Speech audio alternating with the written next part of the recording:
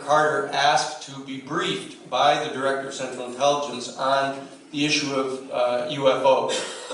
And in that meeting, CIA Director Bush asked the President-elect if the President-elect would leave him in as the Central Intelligence Agency Director.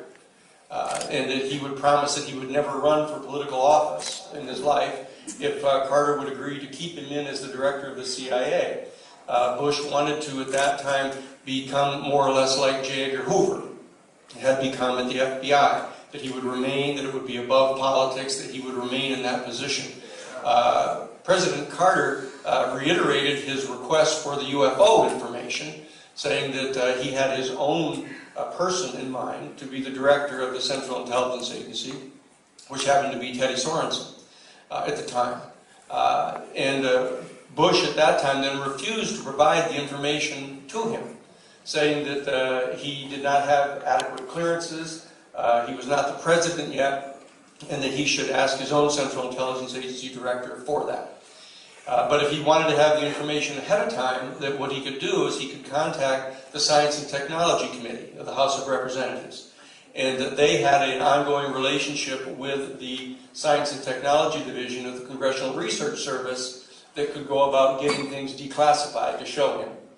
That is what generated the request from the Congressional Research Service to me as the General Counsel for the Jesuit headquarters in the United States, asking if I could gain access to the Vatican library to obtain the information that the Vatican has in its library, in its classified sections, to deliver to the President for his review. I did that. I contacted the Jesuit, who happens to be the head of the Vatican Library, requesting this information. And much to my surprise, I was denied information. I wrote a second letter to them saying, look, I guess you must not know who we are here. This is the Jesuit headquarters in the United States. We have 10 provinces here in the United States, more than any other country in the world. And we're requesting this information to share with the President.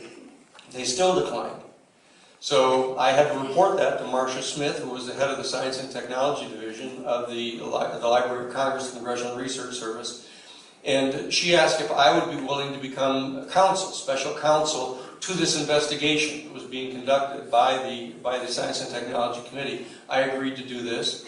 And I told her that I would need to have access to certain kinds of information that I would like to have declassified or get to see it. And she said, what would you like to see? And I said, well, the first thing I'd like to see is the classified sections of Project Blue Book. Those sections that have been referred to by Mr. Dolan earlier and by Gordon as not really available. Much to our surprise, I was granted permission to see them. And they brought them to Washington, and they brought them over to the Jefferson Building, the extension to the Congressional Library, before it was even open. A brand new building that they built across the street.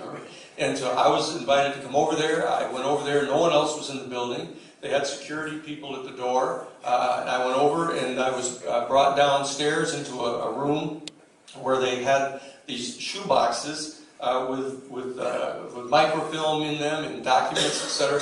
And in my review of those documents, I came upon photographs of unquestioned UFOs. It wasn't any question about what they were. It wasn't a light in the sky. It wasn't a vague report about having seen something going very fast by. These were photographs, official United States Air Force photographs, some taken through gun sites, but another one of a crashed saucer on the ground.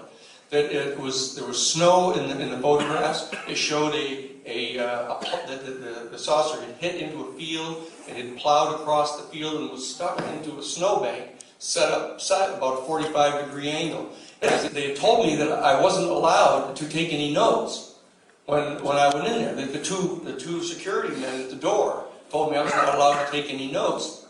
But I actually had a yellow pad under my arm when I went in, like this. And so when I went in and when I saw these photographs, what I did is I cranked down the focus on the machine so that I could get a close-up view of these symbols that were around the dome of the UFO. And what I did is I opened up the yellow pad and I put the yellow pad in there and I traced the actual symbols that were along the base of the saucer.